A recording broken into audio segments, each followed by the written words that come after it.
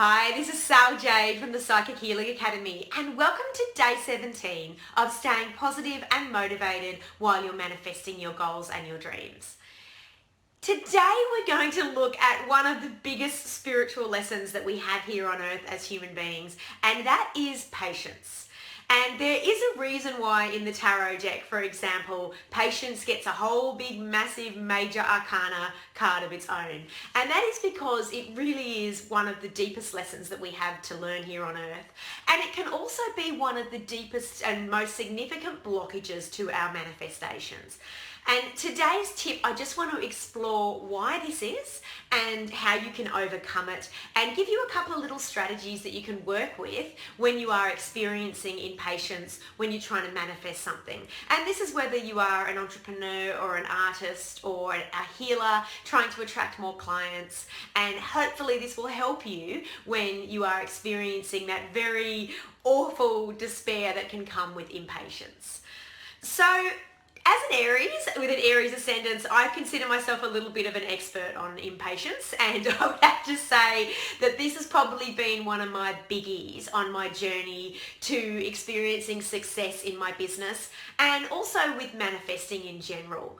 Because I'm someone like many of us who, so an Aries, for example, is like the infant of the zodiac, and like all infants, they demand instant gratification. So when they're unhappy with something, they will scream loudly and protest until they get some kind of response. And that works very well when you're 2 years old, but unfortunately as an adult, you kind of have to find strategies that can overcome this, because it does become a hindrance when you are trying to manifest your goals and when you're working towards your dreams. And for those of us out there that are non-Aries, I'm sure you have also experienced the frustration and the fear that can come with feeling that things just aren't moving fast enough in your life and wanting to speed them up and wanting them to happen now. So it helps if you look at patience as being very closely aligned with the Buddhist philosophies around suffering. Because what happens in the moment that you experience impatience, like when you're looking at your life and saying, this isn't moving fast enough, and why isn't this moving fast enough? Hi Darren, nice to see you. Is what happens when we question this is we're basically saying to the universe, I don't trust you. I don't trust that you're supporting my dreams. And you're saying to your angels and guides, I don't trust that you're working for me. And good afternoon, Darren. I don't trust that you're working for me, and I don't trust that you're supporting me, and I don't trust any of my guides and angels that I've prayed to that you're helping me, and I don't trust myself that I'm doing the right things. So these are the unconscious messages that you send out to the universe when you are being impatient and when you are getting frustrated or angry that things aren't moving fast enough. And don't get me wrong, sometimes patience and being impatient can actually serve your goals, because sometimes it can really kick you in the butt and get you up and moving and motivated. But a lot of the time it can serve as a really big blockage, because what happens is you're going into those fearful thoughts instead of those trusting thoughts. And the bottom line is that every single goal and manifestation that you are working towards right now needs time to flower. We plant seeds and they need to be nurtured with sunshine, with rain, with fertilizer, with, animal pee or whatever it does that fertilizes seedlings and flowers. And it needs time to blossom and grow. And impatience is like coming along and putting on a big pair of, negative, dark energy, black, gumboots and stomping all over those seeds and crushing them before they've had a chance to flower. So what I would suggest you do, and look, I have to say, one of the most common ones that I experience with my clients is when people come to me and they are looking for a soulmate. And, they feel like they've waited, they've swum with a lot of sharks in the seas, they've had a lot of really negative experiences, and they just feel like they want to meet the right person now. And I can so empathize with that. I was single for very many years before I met my current partner, and I knew there were times where I would go and see a healer or a psychic and they would say to me, oh, look, he's coming, you just have to be patient. And I would just want to throw the cards at them. I would just say, look, I'm so sick of hearing this. I'm so sick of hearing that he's coming. And, I'm so sick of hearing this, like when. And I didn't realize at the time that the more I was doing this, the more I was kind of pushing away the jewels, in fact, like the gems that were part of my journey to being the right woman for my man, and what I had to do to get to that stage.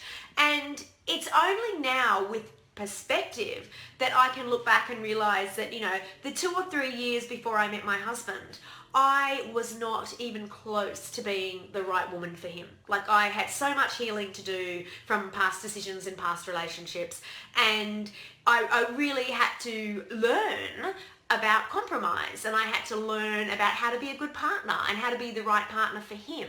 And I'm not talking like a submissive woman here. Like, anyone knows me knows that's exactly not who I am.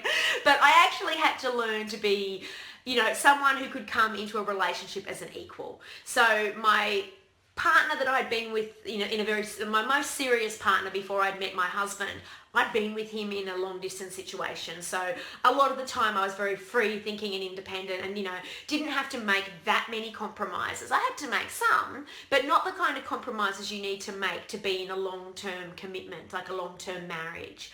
And I had to learn that, this wasn't an easy road for me. Like, I had been, on my own for quite a long time. I traveled the world on my own. I'd done a lot of stuff on my own. I'd started, my own life. I'd made a lot of my own decisions, and suddenly I had to take into account someone else. And this was huge. Like, this wasn't easy for me. And I kind of was living under this Hollywood kind of illusion that I'd just meet someone and it would all be beautiful and great because we got along and we really loved each other. And that's not how it works in relationships. Like, it really takes time for you to understand each other's culture, understand each other's background, understand where each other's been, especially if you're an older adult. Like, it's different when you're 20 and you're just making stuff up as you go.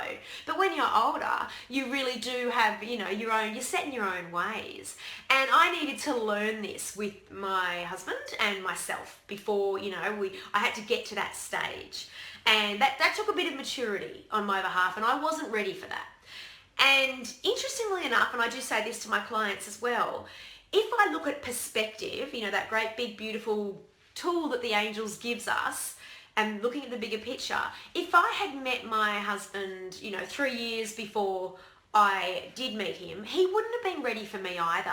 Like, he had a lot of stuff he had to work through before he could be the right man for me. And so, it helps, and I say this to my clients, it helps to realize that the one you're searching for, like that person that's out there for you, they may not be ready for you either. They may have to shift stuff. They may have stuff from their childhood they haven't worked out. And you want them to be fully clear of as much baggage as possible when they come into your life. And so this tool perspective can be really applied to any kind of thing you're manifesting, any kind of goal.